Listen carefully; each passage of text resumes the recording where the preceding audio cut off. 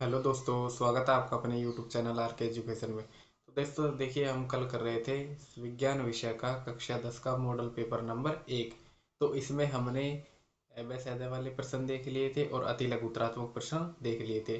अब आज हम इसके लघुतरात्मक प्रश्न हल करेंगे, तो आपको वीडियो को ध्यान से देखना है।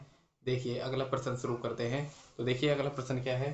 अगला प्रश्न है, यौगिक एक्स और एल्यूमिनियम का उपयोग रेल की पटरियों को जोड़ने के लिए किया जाता है। तो पहला प्रश्न है, यौगिक एक्स को पहचानिए। दूसरा प्रश्न है, अभिक्रिया का नाम लिखिए। और तीसरा प्रश्न है, इसकी अभिक्रिया लिखिए। तो ये कह रहा है कि कोई यौगिक एक्स है, उसकी अभिक्रिया अपन एल्यूमिनियम से करवाते हैं और जिसका प्रयोग रेल की पटरियों को जोड़ने में किया जाता है। तो उस यौगिक एक्स का नाम क्या है। तो इसका उत्तर होगा, पहला उत्तर देखिए, मैं यहाँ लिख रहा हूँ इसका। यौगिक एक्स का नाम क्या होता है। यौगिक एक्स का नाम आयरन ऑक्साइड है। क्या है भाई, आयरन ऑक्साइड। और आयरन ऑक्साइड का सूत्र क्या होता है, Fe2O3। क्या होता है, Fe2O3। यौगिक एक्स का नाम आयरन ऑक्साइड है, आयरन ऑक्साइड है। और जिसका सूत्र क्या होता है, Fe2O3। Fe2O3। अब ये O3 है, ये O3। अब देखिए ये क्या कह रहा है, ये कह रहा है अभिक्रिया का नाम लिखिए। तो इस अभिक्रिया को अपन कहते हैं थर्मिट अभिक्रिया। क्या कहते हैं भाई, थर्मिट अभिक्रिया। अभिक्रिया का नाम है थर्मिट अभिक्रिया, थर्मिट अभिक्रिया। ठीक है। आगे देखिए, अगला कह रहा है इसकी अभिक्रिया लिखे। अब अपन को इस आयरन ऑक्साइड की अभिक्रिया किसके साथ करवानी है, एल्यूमिनियम के साथ। तो देखिए अभिक्रिया, Fe2O3 प्लस एल्यूमिनियम। ठीक है। तो इससे क्या बनेगा, इससे बनेगा एल्यूमिनियम ऑक्साइड। क्या बनेगा, एल्यूमिनियम ऑक्साइड। और साथ में क्या प्राप्त होगा हमको, एल्यूमिनियम, ओ सॉरी, आयरन। क्या प्राप्त होगा, आयरन। अब जो ये हमको आयरन प्राप्त होगा, ये प्राप्त होगा गलित अवस्था में। कौन सी अवस्था में, गलित अवस्था में।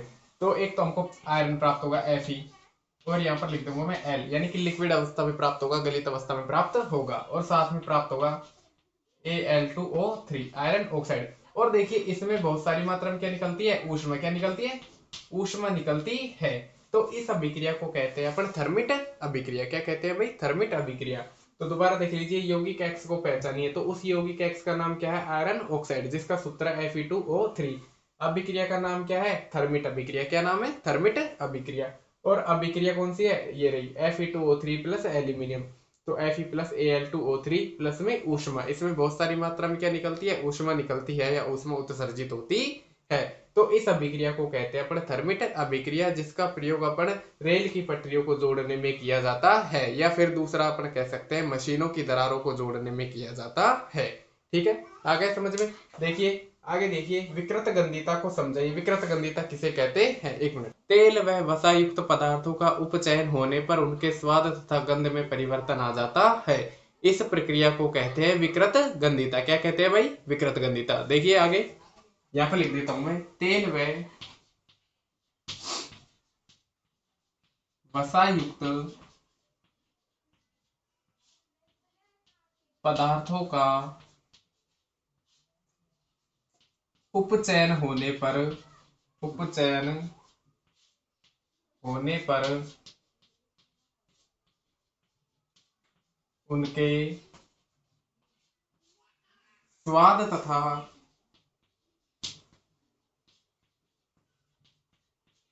गंध में परिवर्तन आ जाता है, परिवर्तन आ जाता है। आगे आप लिख देना, इस प्रक्रिया को क्या कहते हैं, विकृत गंधिता कहते हैं। तो आपने पढ़ा होता होगा कि विकृत गंधिता से पदार्थों को बचाने के लिए जो अपने चिप्स के पैकेट्स होते हैं, उनमें क्या भरते हैं, कम सक्रिय नाइट्रोजन गैस भरते हैं। क्योंकि यदि अपन उसमें ऑक्सीजन भरेंगे तो उससे क्या हो जाएगा, उपचयन हो जाएगा। क्या हो जाएगा, उपचयन। ठीक है। और उपचयन होकर उनके स्वाद तथा गंध क्या हो जाएंगे, परिवर्तित हो जाएंगे। तो इसलिए हम चिप्स वगैरह के पैकेट में ऑक्सीजन ना भर के क्या भरते हैं, कम सक्रिय नाइट्रोजन गैस। आ गए समझ में। ठीक है। अब इन प्रश्नों का आप या तो लिख लीजिए या फिर स्क्रीनशॉट ले लीजिए। देखो, ले लिया स्क्रीनशॉट। चलिए देखिए आगे, देखो अगला प्रश्न क्या है। अगला प्रश्न है हमारा, 4 प्रकार्यात्मक समूह का नाम लिखिए। ठीक है, तो हमको 4 प्रकार्यात्मक समूहों के नाम लिखने हैं। तो देखिए उत्तर, एक तो जो प्रकार्यात्मक समूह होता है उसका नाम क्या है, एल्कोहल। क्या है, एल्कोहल। इसका अपन सूत्र भी लिख देते हैं, एल्कोहल OH क्या होता है, OH जोड़ देते हैं। ठीक है, एल्कोहल के बाद में एल्डिहाइड समूह, एल्डिहाइड समूह। ठीक है, एल्डिहाइड समूह होता है C डबल बॉन्ड O और H। ठीक है, एक है हमारा कीटोन। क्या है, कीटोन समूह।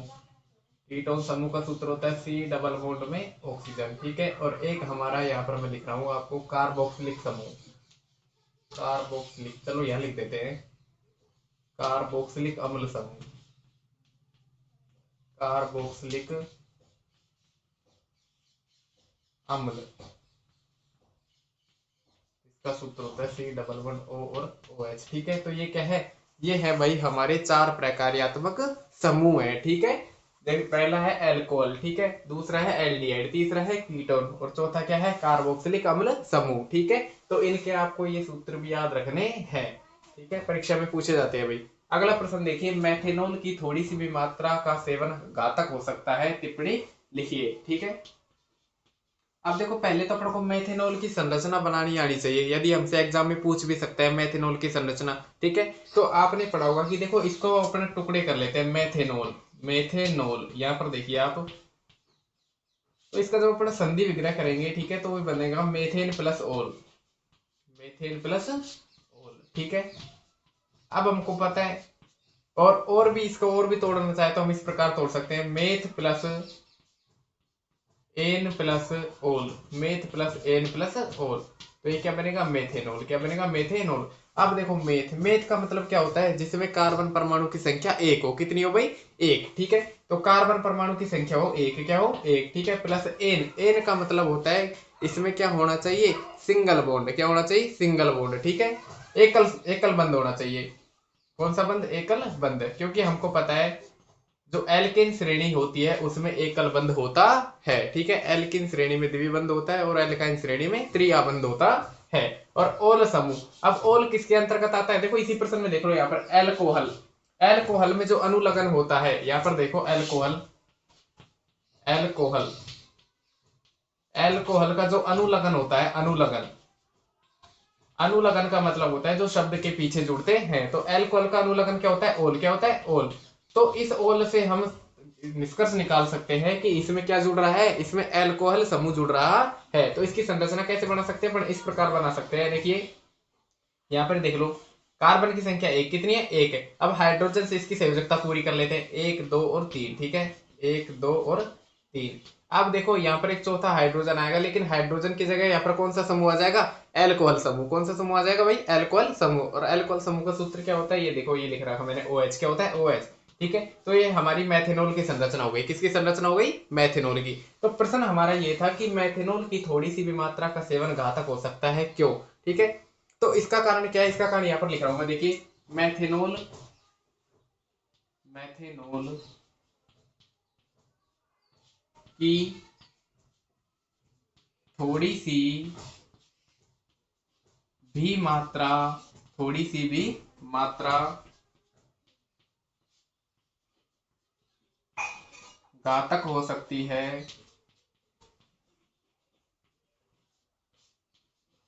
क्योंकि यह बहुत विषाक्त होता है। क्या होता है, विषाक्त। यह बहुत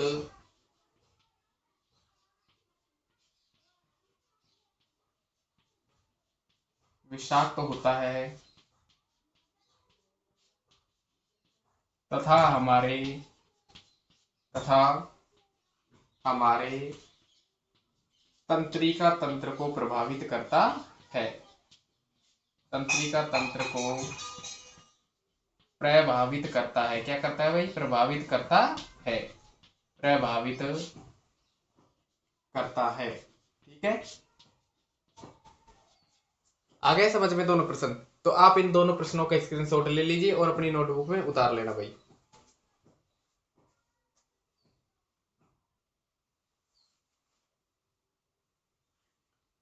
ले लिया दोस्तों स्क्रीनशॉट। देखिए अगला प्रश्न क्या है हमारा, अगला प्रश्न है पौधे के शरीर में पोषण कैसे होता है।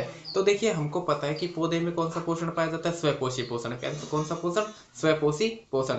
अर्थात पेड़ पौधे क्या करते हैं, पेड़ पौधे जड़ों से जल अवशोषित करते हैं भूमि के अंदर से, और मृदा से पोषक तत्व अवशोषित करते हैं, तथा वातावरण से कार्बन डाइऑक्साइड का उपयोग करते हैं, ठीक है, और साथ में सूर्य के प्रकाश का प्रयोग करते हैं। इस प्रकार अपना भोजन बनाते हैं, बनाते हैं नहीं बनाते, ठीक है।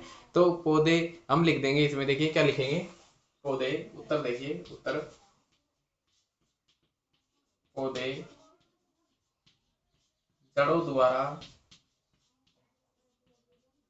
जड़ों द्वारा मिट्टी से, पौधे जड़ों द्वारा मिट्टी से जल व खनिज लवण, खनिज लवण अवशोषित, खनिज लवण अवशोषित करके तथा, करके तथा वायुमंडल से, तथा ऐसे लिख देंगे वायुमंडल में उपस्थित, तथा वायुमंडल में उपस्थित, उपस्थित है ये, ठीक है, सूर्य के प्रकाश व,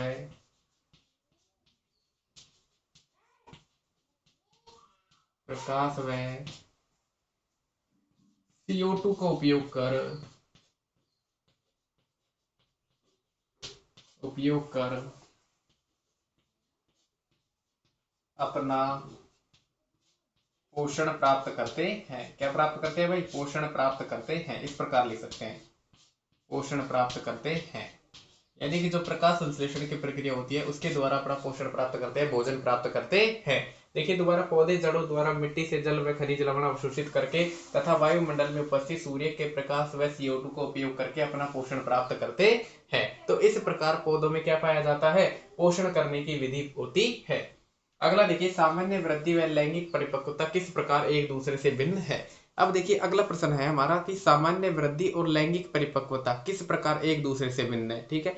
अब देखिए सामान्य वृद्धि का मतलब होता है कि जो स्त्री तथा पुरुष होते हैं उनकी सामान्य वृद्धि कैसे होती है, जैसे कि उनकी लंबाई में वृद्धि होना, आकार में वृद्धि होना, आकृति में परिवर्तन होना, ठीक है, ये तो क्या हो गई, सामान्य वृद्धि, क्या हो गई, सामान्य वृद्धि। और लैंगिक परिपक्वता का मतलब होता है कि जब स्त्री तथा पुरुष में यौवनावस्था आ जाती है, और यौवनावस्था के कारण जो लक्षण दिखाई देते हैं वो किसके अंतर्गत आते हैं, लैंगिक परिपक्वता के अंतर्गत आते हैं। जैसे कि भाई पुरुषों में आवाज का भारी होना, कंधों का चौड़े होना, ठीक है, जैसे जो अपने जननांग होते हैं उन पे बालों का आना, इस प्रकार के परिवर्तन पुरुषों में दिखाई देते हैं। तथा महिलाओं में स्तनों का विकास होना, महिलाओं की आवाज का महीन होना, महिलाओं के जननांगों में बालों का आना, इस प्रकार के लक्षण महिलाओं में दिखाई देते हैं। तो ये दोनों एक लक्षण एक दूसरे से भिन्न है या नहीं है ना भाई। देखो लैंगिक परिपक्वता और सामान्य वृद्धि एक दूसरे से भिन्न हो गई या नहीं हो गई भाई। सामान्य परिपक्वता में क्या होता है, लंबाई में वृद्धि होना, आकार में परिवर्तन होना, आकृति में परिवर्तन होता है, जबकि लैंगिक परिपक्वता में क्या होता है, लैंगिक परिपक्वता में जो लैंगिक लक्षण होते हैं, जो यौवनावस्था के लक्षण होते हैं, उनमें परिवर्तन होता है। तो इसका उत्तर हम लिख सकते हैं, देखिए इसका उत्तर अपन लिखेंगे कि सामान्य वृद्धि के अंतर्गत, सामान्य वृद्धि के अंतर्गत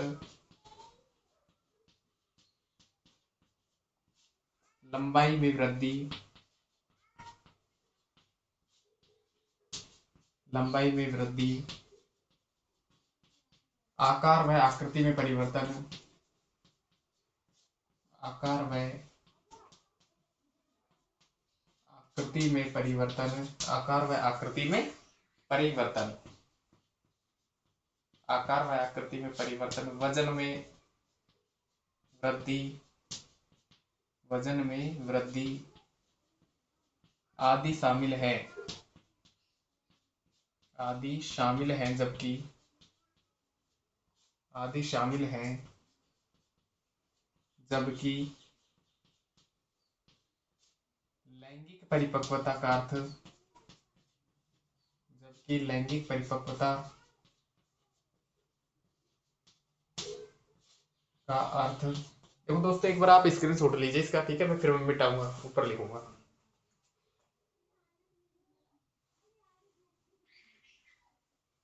ले लिया स्क्रीनशॉट, देखिए मैं इसको मिटा देता हूँ ऊपर से, है ना, थोड़ा सा नीचे जगह की कमी है। देखिए आगे, जबकि लैंगिक परिपक्वता का अर्थ, यहां लिख रहा हूं, लैंगिक परिपक्वता का अर्थ यौवनावस्था में आने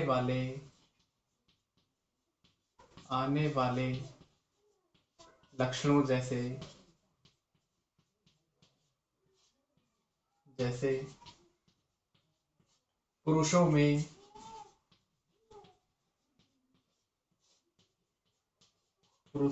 आवाज का भारी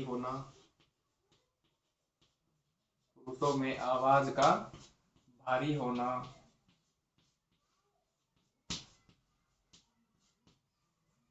कंधों का फैलना,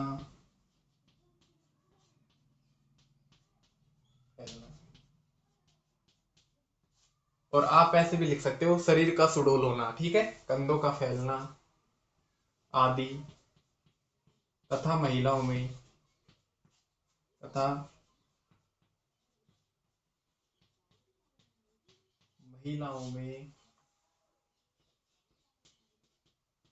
स्तनों का विकास,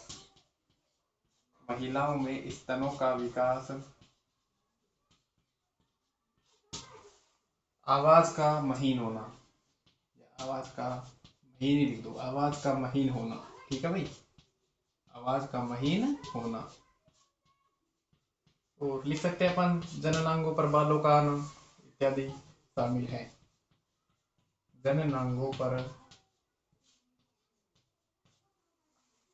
बालों का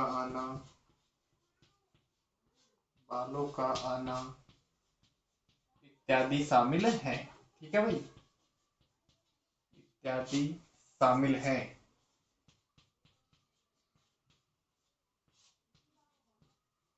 ठीक है, तो ये आपको समझ में आ गया होगा। अब आप इसका पूरे का एक बार और स्क्रीनशॉट ले लो भाई।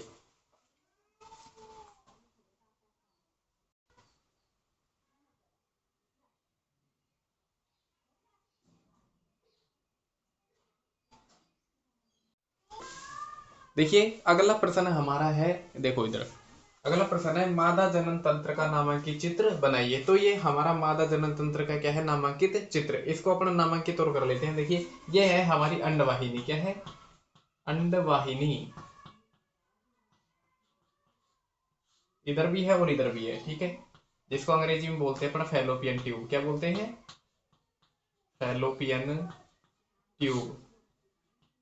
और याद रखना है हमको कि जो निषेचन की प्रक्रिया होती है वो कहां पर होती है, अंडवाहिनी में ही होती है, फैलोपियन ट्यूब में ही होती है। जैसा कि हमको एक प्रश्न इसमें अर्धवार्षिक में भी आया था कि निषेचन का प्रक्रम कहाँ संपन्न होता है, तो कहाँ संपन्न होता है, अंडवाहिनी में। कहाँ संपन्न होता है, अंडवाहिनी में, ठीक है।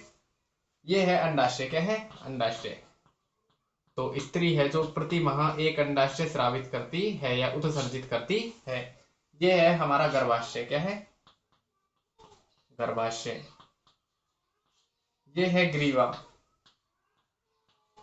क्या है, ग्रीवा। और ये है योनि, क्या है, योनि, ठीक है। तो इस प्रकार आपको एक नामांकित चित्र बनाना पड़ेगा यदि हमको नामांकित चित्र के एग्जाम में पूछ ले तो दोस्तों देखिए आज हमने कुछ प्रश्नों का हल किया है, लघुत्रात्मक प्रश्नों का हल। कल हम इसके अगले वाले प्रश्न और हल करेंगे। तो आपको एक तो वीडियो पूरा देखना है, बड़े ध्यान से देखना है, और यदि आपको वीडियो पसंद आता है तो वीडियो को लाइक करें, शेयर करें, चैनल को सब्सक्राइब जरूर करें, ठीक है, अपने दोस्तों तक भेजें ताकि जो बच्चे हैं इस मॉडल पेपर का लाभ ले सके। ठीक है दोस्तों, धन्यवाद।